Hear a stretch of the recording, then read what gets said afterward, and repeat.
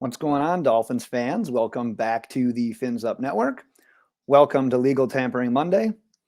And welcome to my hotel room. Man, what a terrible time to be on the road. I want to dedicate so much more time right now to free agency, but I'm on the road. But hey, I'm doing daily videos, so I got some time to pump out some content right now. And I want to review the four guys that the Dolphins were pretty much either signing or re-signing today. So if there's another move on Monday here, I'll include it on my Tuesday video. But let's just jump right into the action, because right before legal tampering began, it was probably like 7 minutes before it started, the Miami Dolphins re-signed one of their own, and that was obviously Emmanuel Ogbah. Signed the 4-year, $65 million deal. $32 million of that was guaranteed. And like I said, didn't technically make it to free agency. I had just saw a video, actually. I think he said that he was between, I think it was like the Dolphins, the Colts, the Ravens, and maybe the Bills. I don't quote me on that, but it was all AFC teams. And it's like, you know what? Able to keep him here. Didn't let him go to a divisional rival. Didn't let him go to a conference team. This is absolutely perfect that they were able to re-sign him here. So if you look at what the Dolphins have right now as their top pass rushers going into 22, you obviously have Ogbah, you got Jalen Phillips, you've got Van Ginkel. So with that, I still don't know if Miami is technically done addressing this position. They might be done probably when it comes to free agency. But if you look at the draft, I've talked about this before. There's quality options at the edge rusher position in rounds probably 3 through 5. So this is a great re-signing. It makes that position no longer a huge priority. So maybe you can still see the Dolphins going at that position in rounds, in one of those middle rounds. But signed one of their own, didn't let them go to a conference or division rival. So a huge get right then and there for the Dolphins.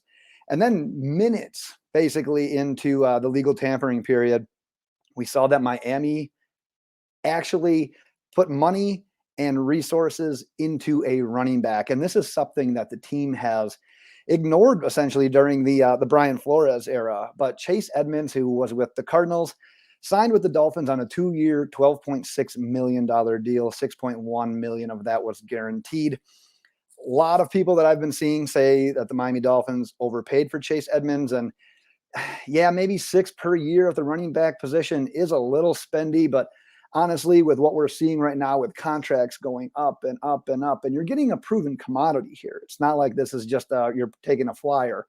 I know that he's never been the featured back. I know that he's never been completely healthy for an entire season, but I think you're going to end up kind of liking what I have on Edmonds here and what you're going to get out of him, because last year he averaged 5.1 yards per carry. And give me a second here, because I found a stat that I found was very fascinating.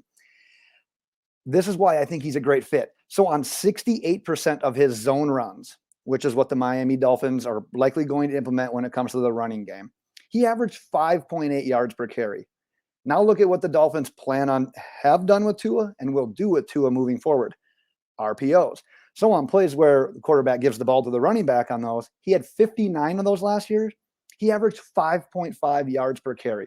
So he's got experience in this type of system. He's only going to be 26 years old next year. And think about this too. Mike McDaniel saw this guy playing twice a year, being in the same division with the Cardinals when McDaniel was with the 49ers. So he has an idea as to what he's getting here. But and Edmonds has always been kind of more of that running back by committee guy. I'm still thinking he'll probably be part of something like that during his time in Miami. So we're not done, I wouldn't assume, addressing that position, whether it's signing an in-house guy like Duke Johnson or Philip Lindsay, or maybe getting a running back still in one of those early rounds. But I personally really like the idea of Chase Edmonds. He was on my honorable mention wish list going into free agency. So I like that signing. That's give you some stability. Miami actually put some money into a running back in free agency rather than signing a guy like Jordan Howard or Malcolm Brown. But I think we actually know where Edmonds fits. He's that zone scheme. He's that one cut, get vertical. He's got speed that he can take some of those to the house. Oh, I should have mentioned as well. He's pretty good as a pass catching running back as well. I had a note that over the last 2 years, I believe he's caught about 96 passes. So you're definitely going to get some production out of the running back as well, because what we know from Mike McDaniel is he's going to want at least one running back that he can rely on as a pass catcher as well. So Edmonds kind of fits the mold there. So just keep an eye. It's a pretty solid signing, despite what you may read, you may hear from others. And then it was a big break. There really wasn't a lot of action going. You kept seeing other teams making these splash moves. You saw some linemen come off the board, which kind of rubbed some people the wrong way. I might be one of those people. But then you see that the Miami Dolphins signed Cedric Wilson. And honestly, this came as a bit of a surprise to me. But he signed a 3-year, $22.8 million deal. He's 26 years old. And if you look at what he's done the first 3 years, I believe, in the league, not much years 1 and 2. But last year in Dallas, when he was filling in for Gallup and Cooper and Lamb when they were injured, he put together a pretty nice season. The offense, their production didn't drop off all that much when Wilson came in. He had 45 catches, over 600 yards, and 6 receiving touchdowns last year. And he kind of fits this mold of what we've seen Mike McDaniel do in the past. Not necessarily being this outright household name, but a guy that can move around, create. He's got good speed, and he primarily plays from the slot. He's a bigger slot receiver. I think he goes about 6'1". But having him in the slot as kind of a consistent option, what that does is it allows you to move your other creative playmakers around in the offense, so you can't be super predictable. You can move Waddle into the backfield, into the slot, line him out wide. You can move Mike Gesicki. You can take him from inline. You can put him into the other slot.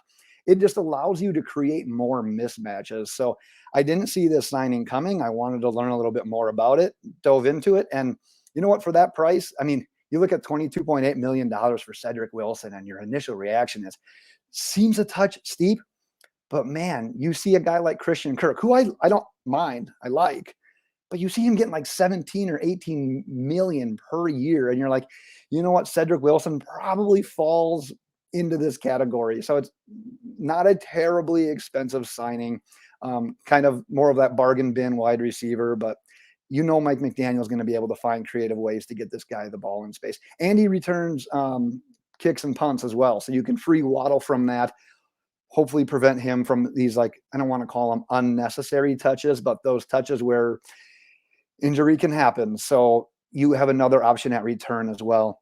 And then finally, wrapping up what I have for Monday, anyways, was Teddy Bridgewater. So we've got QB2 in Miami.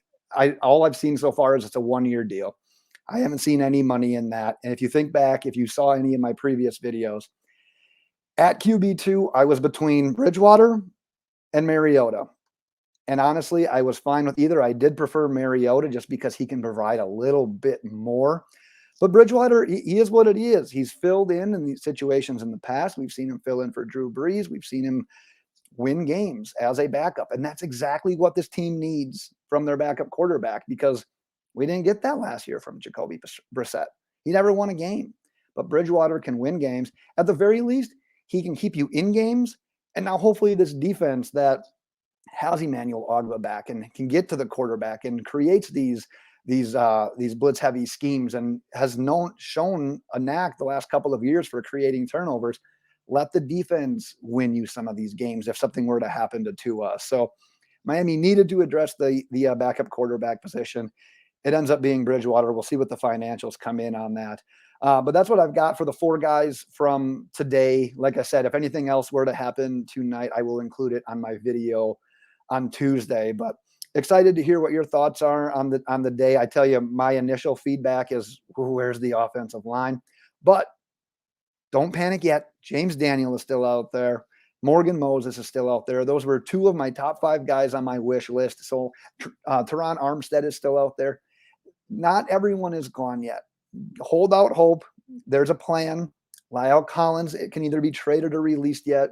There are options. So stay a bit patient. Let's not go crazy yet. But so far today, nothing head scratching, solid moves. You've got to be fairly happy with what happened today as a Dolphins fan. So that's what I've got today from my hotel room. Until next time, Dolphins fans, have a good one.